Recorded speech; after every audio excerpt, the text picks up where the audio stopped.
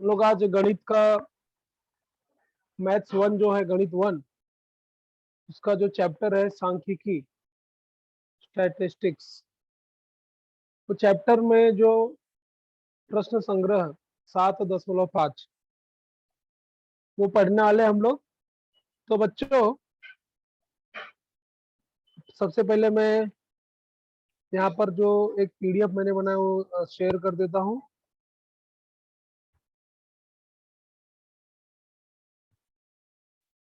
तो बच्चों आपको स्क्रीन दिख रहा है क्या बेटा सभी को?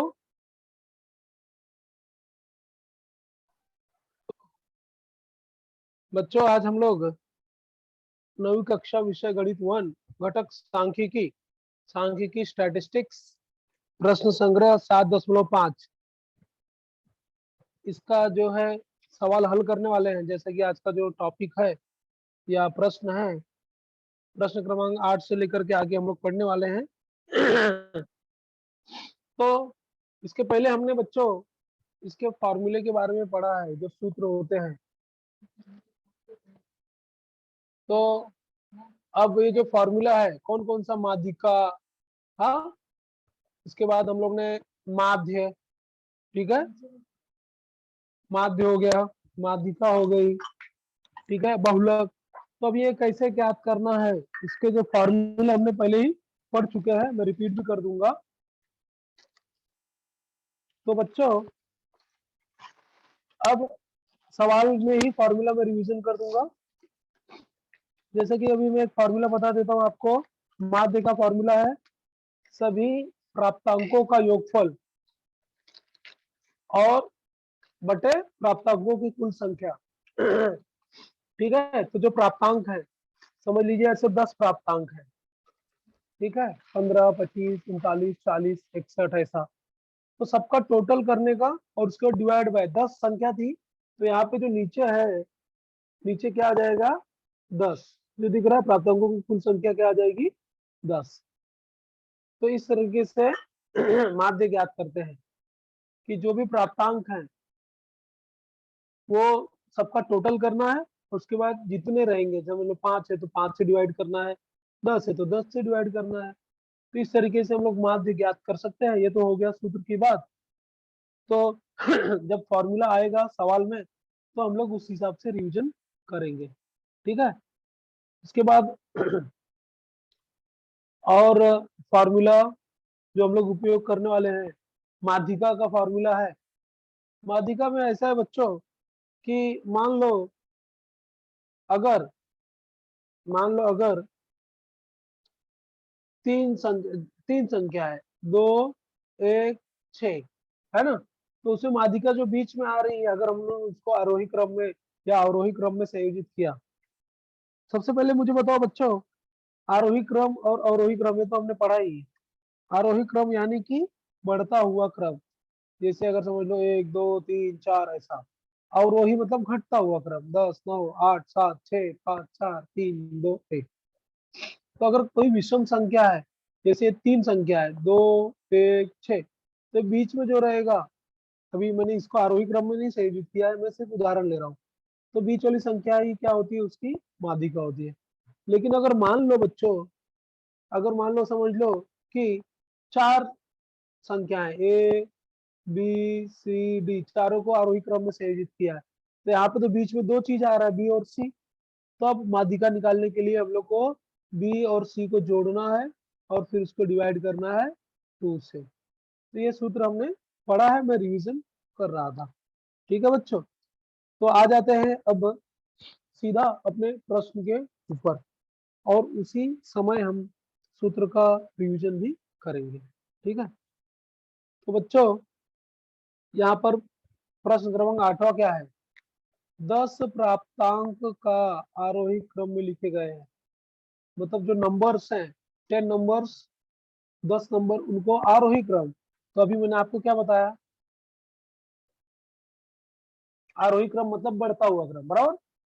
2, 3, ये देखिए 1, 2, 3, 4, या x+1 5वां है, x+3 6वां है, 7वां, 8वां, 9वां, 10वां, 10 संख्या लिखी गई है।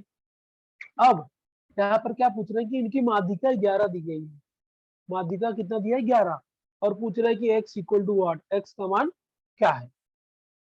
तो अभी मैंने कुछ समय पहले क्या बताया कि यदि विषम संख्याएं हैं 3, 5, 7, 9, 11, 13, 15, तो उनमें जो बीच वाली संख्या है, आगे की तरफ पीछे की तरफ बीच में जो संख्या, जैसे अगर समझ लो 7 है तो 3 आगे हो गया, 3 पीछे, बीच में 1 हो गया।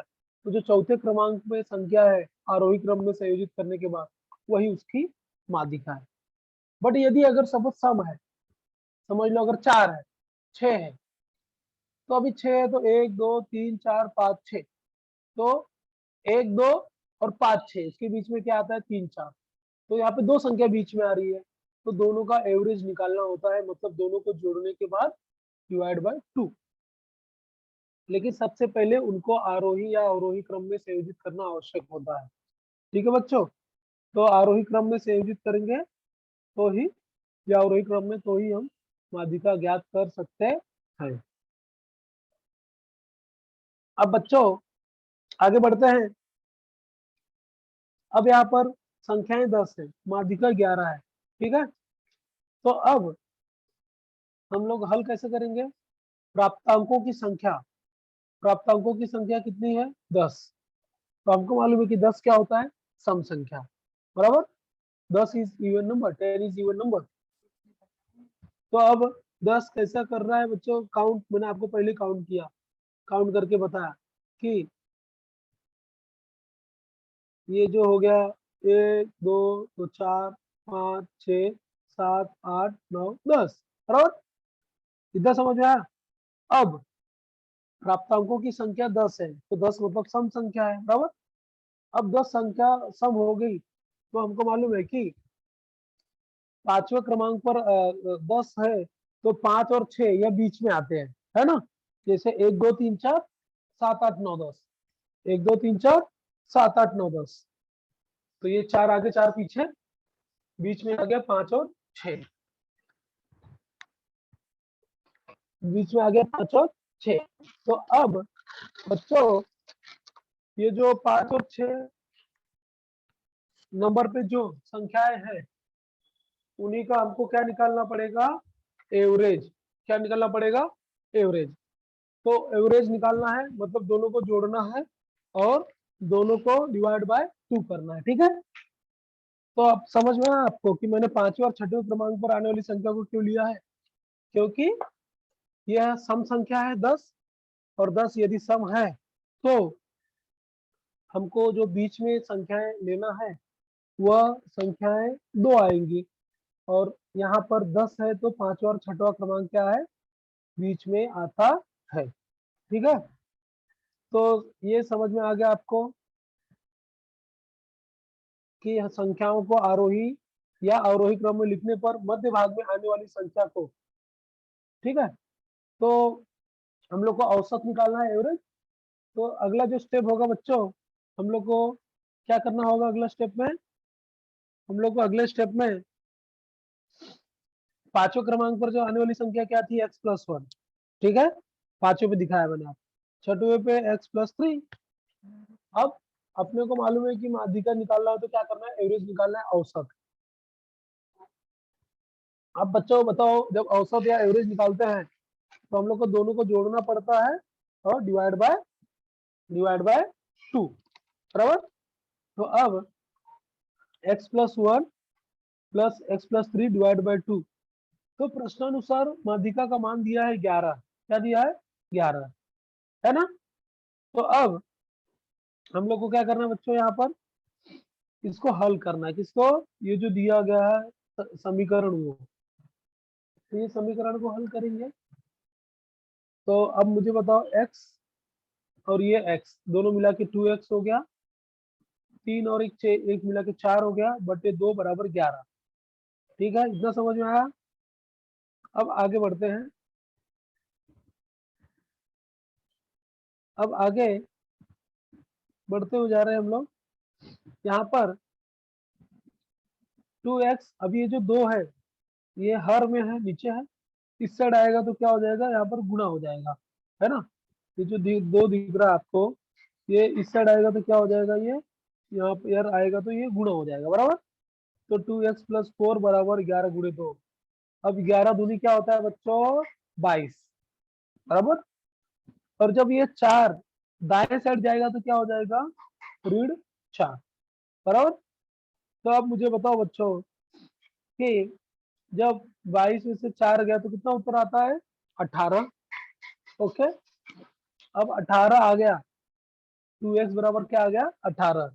तो x क्या हो जाएगा, x हो जाएगा, x हो जाएगा 18/2, 18/2। तो 2 9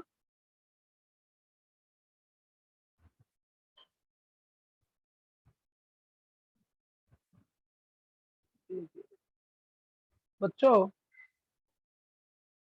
अब अच्छा थोड़ा क्लोज हो गया था बच्चों। अब बच्चों यहाँ पर ये जो चीज दिख रहा है आपको क्या दिख रहा है यहाँ पर 18/2 का उत्तर आ गया n। तो यहाँ पर जो x का मान ज्ञात करना था उसका उत्तर हो गया है 9। ठीक है, तो अपना जो फाइनल उत्तर है वो क्या हो गया है 9। तो अभी स्क्रीन वापस से ये हो गया, मैं वापस से इसको ये कर रहा हूँ, थोड़ा समस्या आ गया था। ठीक, तो पहला सवाल सभी को समझ में आ गया रहेगा। तो पहले सवाल के हिसाब से जो उत्तर है वो क्या है 9। ठीक है, ये हो गया अपना फाइनल उत्तर। अब हम लोग बढ़ते हैं दूसरे सवाल की तरफ, दूसरे सवाल की तरफ बढ़ते हैं।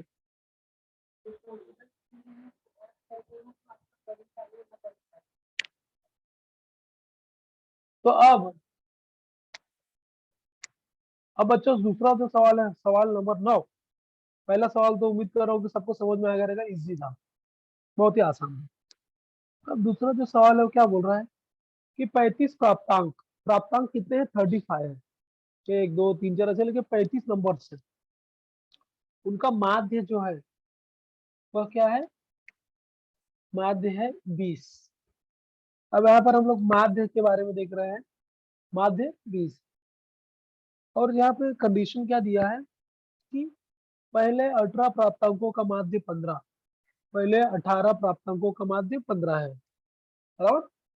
मतलब कुल संख्याएं कितनी है 35, पहला 18 जो है उनका माध्य है 15, उसके बाद लास्ट जो अंतिम 18 है, ठीक है, अंतिम 18 का जो प्राप्तांकों का माध्य है वह 25 है बराबर। तो यहाँ पर सवाल क्या है 18वां प्राप्तांक ज्ञात कीजिए। तो समझ में आएगा सवाल कैसा है बच्चों। यहाँ पर समझ लिए ऐसा नंबर 1 2 3 4 5 6 7 8 9 10 11 12 13 ऐसा 35 है। तो पहला जो 18 है, पहला 18 जो प्राप्तांक है उनका जो माध्य है वो कितना दिया है 15 दिया बराबर। तो ये जो पहला 18 संख्या है उनका जो माध्य है उसका मान दिया गया है 15। और अंतिम वाले जो 18 संख्याएं हैं, मतलब ये लेके आएगा है ना, तो अंतिम वाले 18 संख्याओं का माध्य कितना दिया है 25। ये सवाल है, ठीक है। पूछ रहे हैं कि 18वां जो नंबर पे 18वें 18वां क्रमांक में जो पद है, 18वां क्रमांक में जो पद है या नंबर है उसका उसका प्राप्तांक क्या है वह ज्ञात करना है।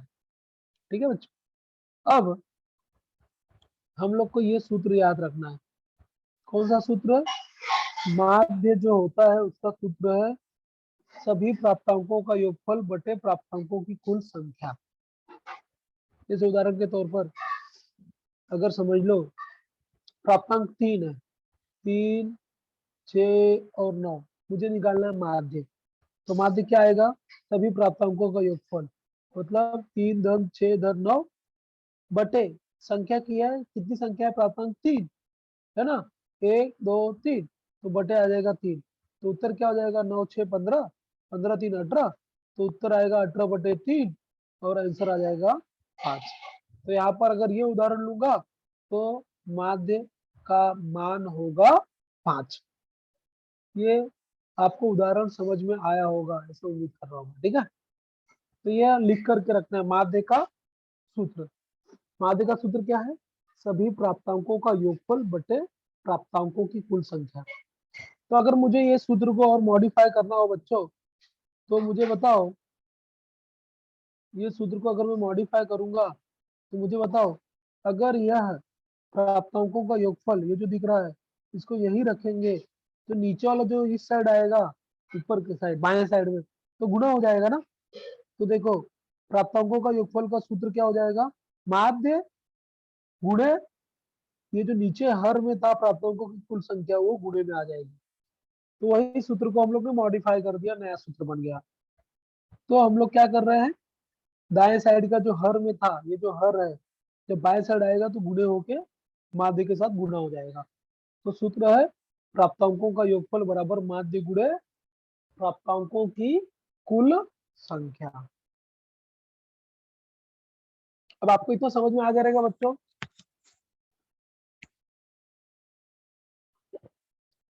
अब आगे बढ़ते हैं। हमने क्या देखा था कि 35 प्राप्तांक है, उनमें से पहले 18 का जो माध्य है वो 15 दिया था और अंतिम 18 का जो माध्य है 25 दिया था। तो प्रश्नानुसार अब यहाँ पर प्रश्नानुसार 35 ये जो 35 प्राप्तांक है, 35 प्राप्तांक का जो योगफल है वो क्या हो जाएगा सूत्र के अनुसार? माध्य गुणे 35। माध्य गुणे 35।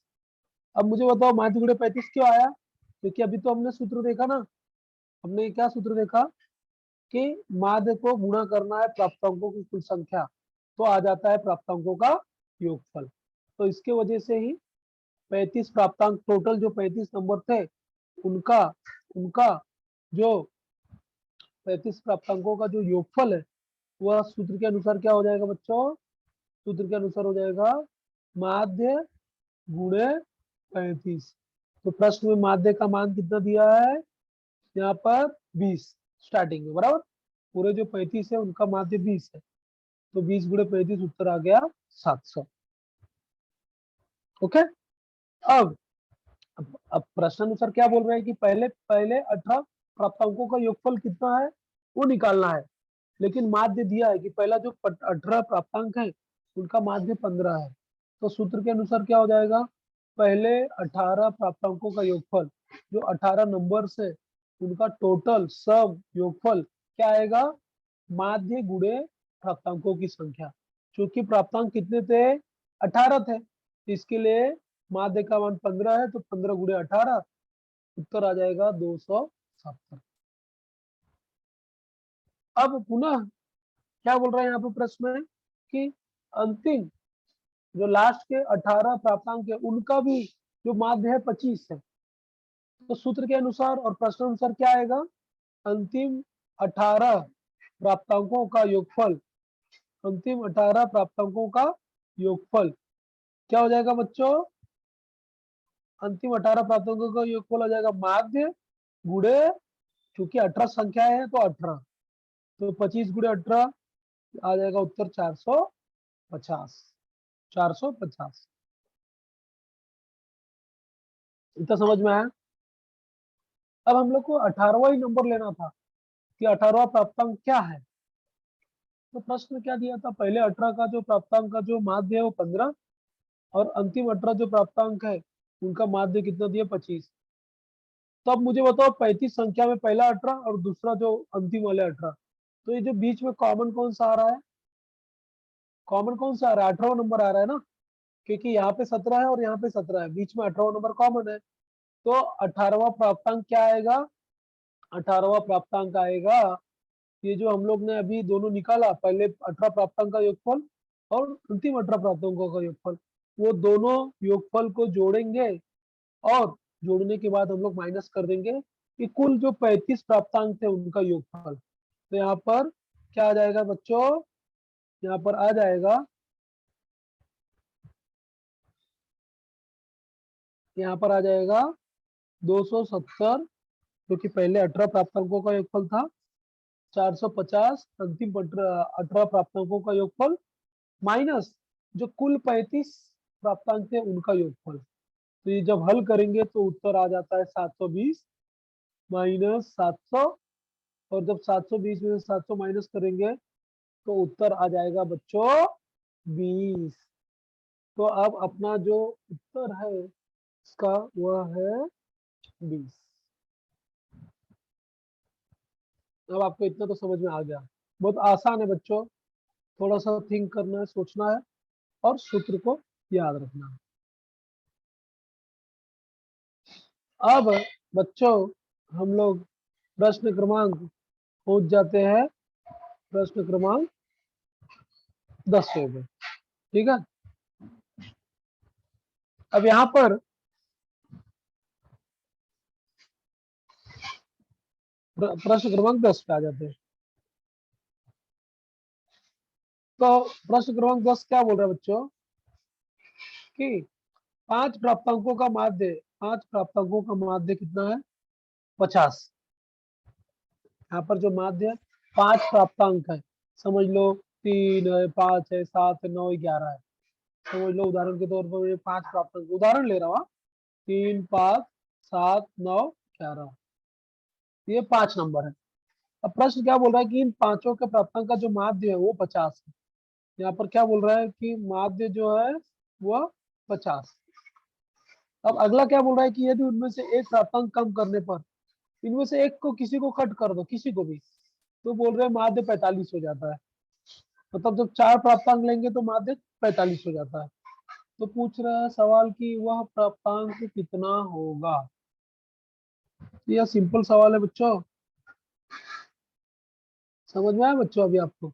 ये सवाल बहुत ही सिंपल है कि 5 प्राप्तांक है और ठीक है, तो हम लोग कहाँ गया, हाँ, तो अब इसको हल कैसे करेंगे बच्चों। सूत्र क्या है माध्य का, सभी प्राप्तांकों का योगफल बटे प्राप्तांकों की कुल संख्या।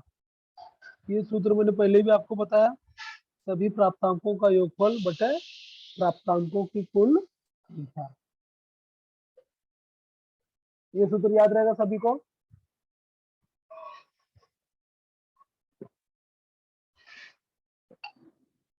ठीक है बच्चों, अब यहाँ पर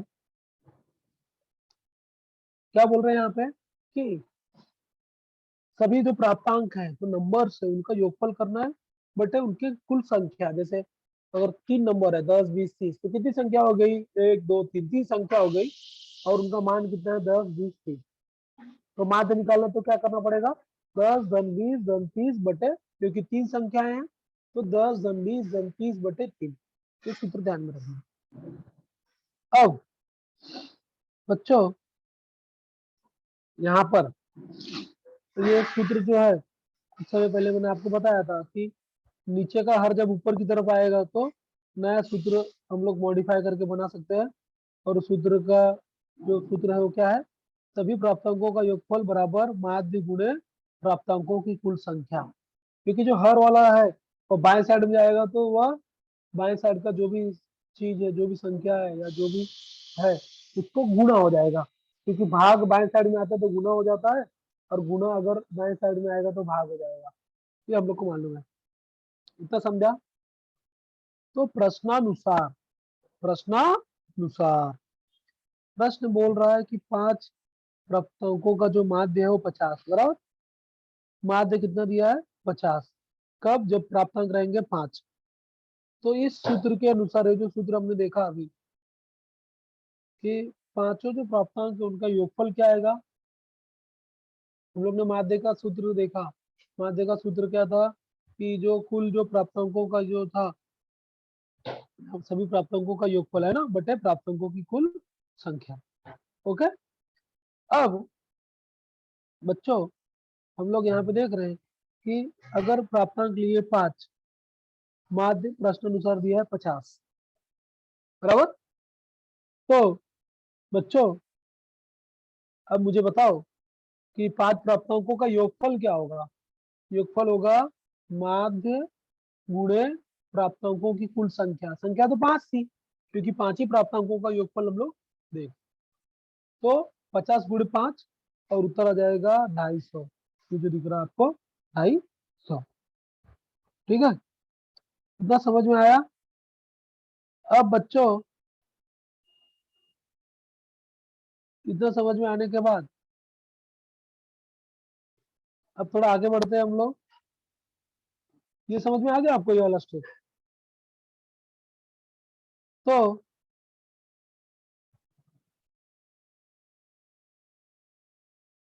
अब ये वाला स्टेप समझ में आ गया कि 5 प्राप्तांकों का योगफल जो है वो आ जाएगा 50 × 5 यानी कि 250। ये 250 आ गया।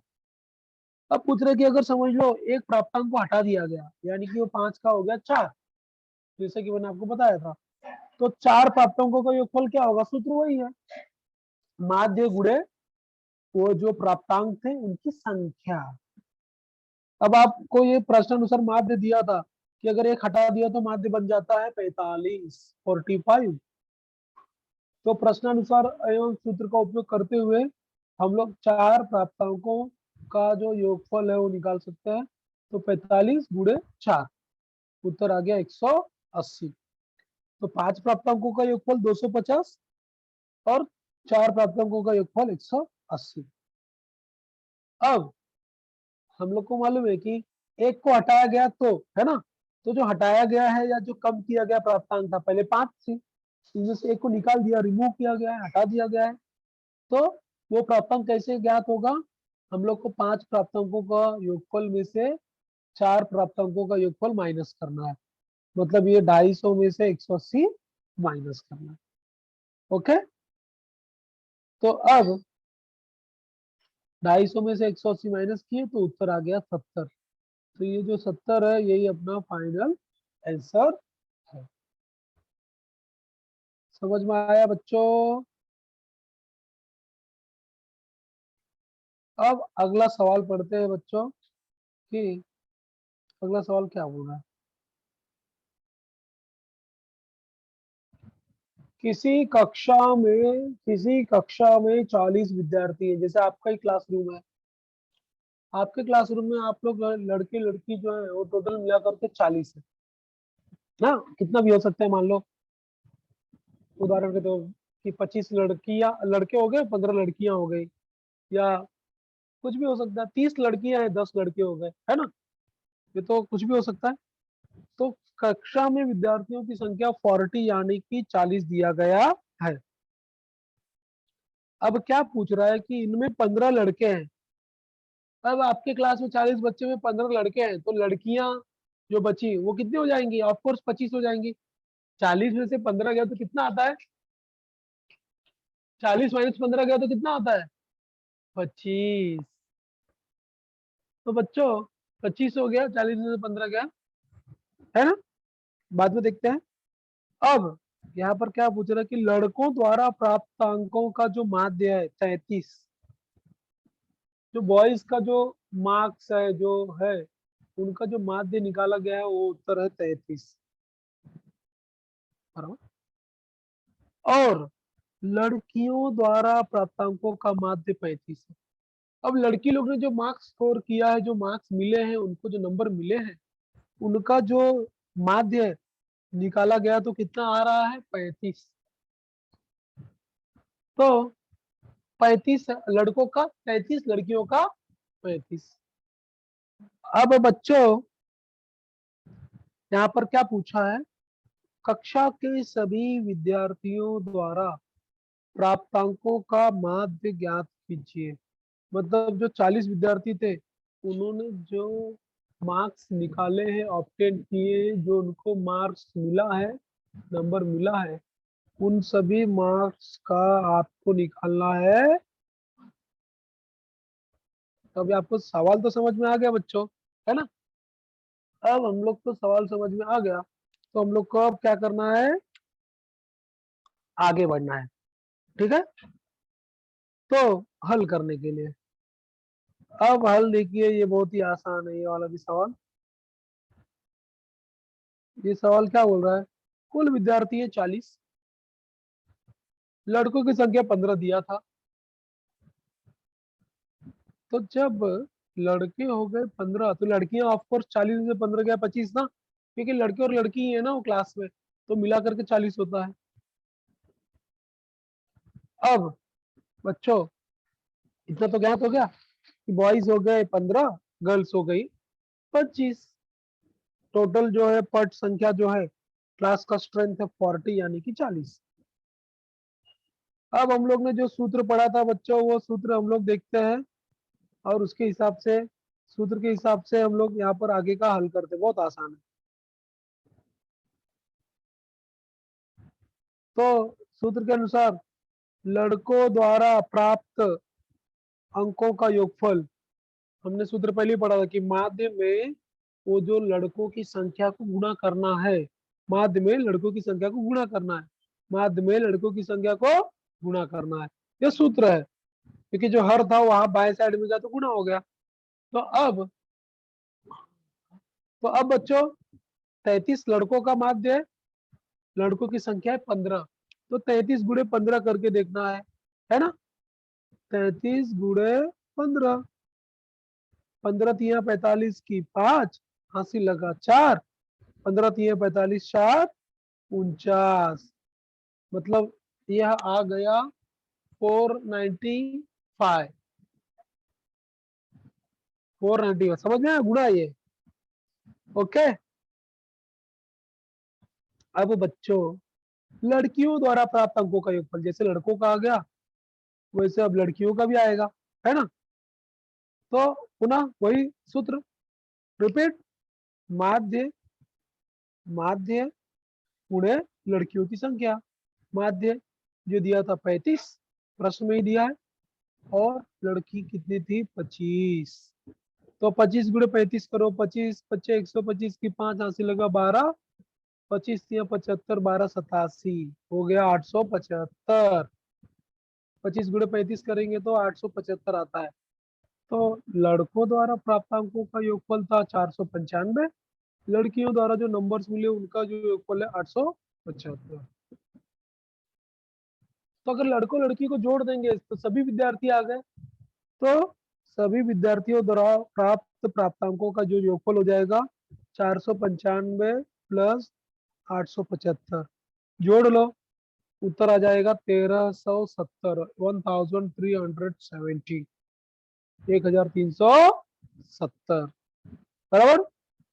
अब बच्चों माध्य का सूत्र हम लोग ने पहले ही पढ़ा है, सभी विद्यार्थियों द्वारा प्राप्तांकों का योगफल बटे विद्यार्थियों की कुल संख्या। टोटल बच्चे थे 40, और 40 बच्चों द्वारा जो प्राप्तांक थे, जो मार्क्स थे, उनका योगफल है 1370। और जब इसको हल करेंगे तो 0 से 0 कट गया, 4 तिया 12, है ना, एक बचा 17, 4 चौक 16, एक बचा 10, 4 दूनी 8, 2 बचा 20, 4 पंजे 20। तो ये उत्तर आ गया आपका 34.25। ये आपका हो गया फाइनल आंसर। समझ में आया बच्चों। अब 12वां सवाल, इसके बाद हम लोग बहुलक के बारे में देखते हैं। बहुलक का कैसा हम लोग को नियम याद रखना है, बहुलक कैसे निकालते हैं, कि यहाँ पर जो चीज बार बार रिपीट होगा, जिसकी फ्रीक्वेंसी ज्यादा रहेगी, जो सर्वाधिक बार आएगा, वही हम लोग को बहुलक लेना है। ठीक है। और यदि, ठीक है, तो यहाँ पर 12 सवाल देखिए बच्चों, कि 10 विद्यार्थियों का वजन किलोग्राम में दिया गया है। 10 विद्यार्थियों का वजन किलोग्राम में दिया गया है। ठीक है। एक 40 किलो का है बच्चा, एक 40 किलो का, एक 35 किलो का, एक 42, 43, 37, 35, 37, 37, ऐसा 10 बच्चों का वजन दिया है किलोग्राम में। पूछ रहे हैं बहुलक क्या है। अब बहुलक निकालना अपने को बहुत आसान है। हम लोग को सबसे पहले उन लोग का वजन आरोही क्रम में हम लोग संयोजित कर दिए, बढ़ते हुए क्रम में। तो 35 35 दो बार आया है, देखो एक बार एक 35 है, एक बार और एक 35 बराबर। फिर 37 देखो कहाँ कहाँ आया है, 1 2 3 4, तो 1 2 3 4, 37 लिख लिए। फिर 40 कहाँ है, देखो ये 40 है तो 40 लिखा, 42 है तो 42 लिखा। लेकिन 42 दो बार आया, देखो एक दो है ना, एक दो, तो ये हो गया 42 42, और आखिरी में 43। तो यहाँ पर 37 सर्वाधिक बार आया, देखो 1 2 3 4, तो इसीलिए बहुलक जो है 37 किलोग्राम, जो बहुलक का मान है वो 37 आता है। ठीक है। ओके। अब आखिरी जो सवाल है बच्चों देख लेते हैं हम लोग, निम्नलिखित तालिका में कुछ परिवारों के 14 वर्ष से कम आयु के बच्चों की संख्या दर्शाई गई है। इस आधार पर 14 वर्ष से कम आयु के बच्चों की संख्या का बहुलक ज्ञात कीजिए। तो यहाँ पे चार्ट में सीधा समझ में आ रहा है अपने को कि बच्चों की संख्या एक है, कितने परिवार है यहाँ 15, दो बच्चों वाले 25 है ना, तीन बच्चे वाले 5 परिवार, चार बच्चों वाले 5 परिवार। पूछ रहे हैं कि 14 वर्ष से कम आयु के जो बच्चों का यहाँ पे हम लोग ने लिखा है चार्ट में संख्या है, उनका बहुलक ज्ञात करो। तो देखना है यहाँ पे अधिक कौन सा है। देखिए एक का 15 है, दो वाले का कितना, दो बच्चों वाले का 25 है, तीन वाले का 5। अधिक कौन सा दिख रहा है? दो बच्चों वालों का जो है संख्या हो, कितने परिवार है ऐसे? 25। तो अपने को मालूम पड़ गया कि जो ज्यादा है वही हो गया बहुलक। तो यहाँ पर अपना बहुलक आ गया दो। क्यों? क्योंकि सर्वाधिक बारंबारता 25 है, जो कि दो बच्चों की संख्या वाले परिवार की है, अतः बहुलक आएगा उत्तर दो। बहुत ही आसान बहुलक निकालना है। ठीक है, तो बच्चों ये हो गया आज का जो सवाल थे। और एक सवाल है जो आपको करना है। तो अगर आपको किसी को कुछ डाउट है तो पूछिए, अगर कुछ समस्या हो तो आप पूछ सकते हैं। तो हम लोग अब आ जाते हैं यहाँ पर। हाँ, तो बच्चों अभी आपको कुछ समस्या हो तो आप पूछिए, क्योंकि समय जो है अभी कुछ ही मिनटों का ही समय शेष है, रिक्त है, बाकी है। तो आपको कुछ डाउट आया होगा तो आप पूछिए, और आप बाद में भी पूछ सकते हैं, फिर कभी अगर मेरा क्लास रहा तो कभी भी आप पूछ सकते हैं। तो अब बच्चों आपका अगर समस्या डाउट है तो हैंड रेज कीजिए और पूछिए।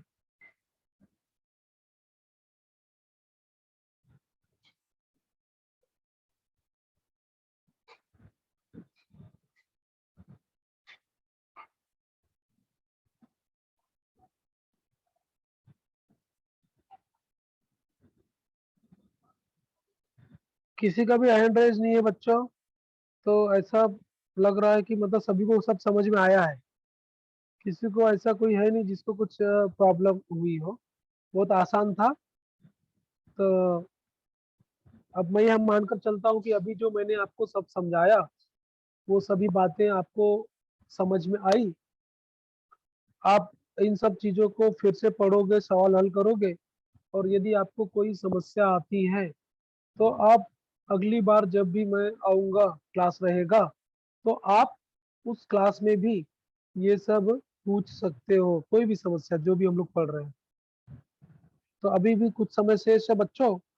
यदि आपको कोई समस्या हो, आज का जो टॉपिक हमने पढ़ा सांख्यिकी, वहां पर हमने दो तीन सूत्र जो थे वो ध्यान में रखे, वो पढ़े। वो दो तीन सूत्र कौन से थे? माध्यिका का सूत्र था, हम लोग ने पढ़ा माध्य का सूत्र। माध्य का सूत्र क्या था? सभी प्राप्तांकों का योगफल बटे सभी प्राप्तांकों की कुल संख्या। हमने बहुलक क्या देखा यहाँ पर? जिसकी जो फ्रीक्वेंसी है, जो बार बार आ रहा है, रिपीट ज्यादा, वही बहुलक है। यदि ऐसा दो हो गया तो बहुलक दो भी हो सकता है ना? ठीक है। तो और हम लोग ने आ, माध्य का सूत्र पढ़ा है ना, और हमने ये भी देखा कि माध्यिका क्या है। ठीक है, तो माध्यिका अगर मान लो सम संख्याएं हैं तो हम लोग को बीच के दो संख्याओं का एवरेज यानी कि औसत निकालना है, जो कि पहला सवाल हमने पढ़ा था। तो किसी को कुछ समस्या है तो बच्चों पूछ सकते हो आप। तो ऐसा प्रतीत हो रहा है कि आपको सब समझ में आया है और आपकी कोई समस्याएं नहीं है। तो धीरज सर, धीरज सर,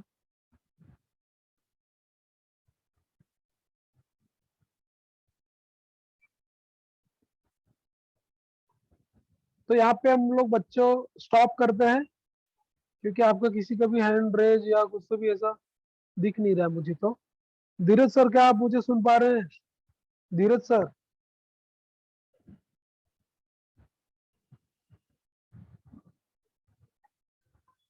हेलो।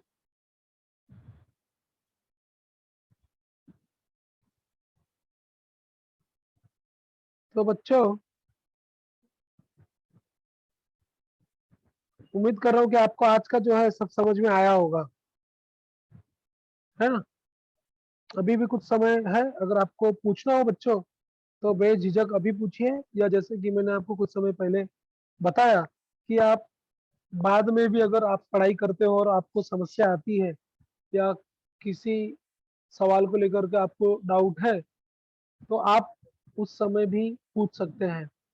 बहुत ही आसान चैप्टर था ये, और फ्यूचर के लिए, आपके भविष्य के लिए, आने वाले क्लास में 9वीं 10वीं 10वीं या आगे के लिए ये सब सूत्र आपको रिपीट हो सकते हैं, तो आपको वो याद करके रखना है। ठीक है।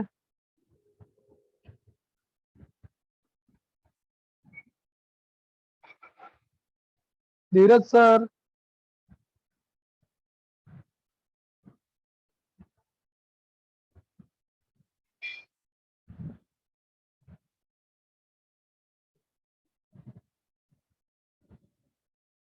ठीक है बच्चों, फिर हम लोग यहाँ पे स्टॉप करते हैं बच्चों, क्योंकि किसी का भी कोई सवाल नहीं है अभी तक।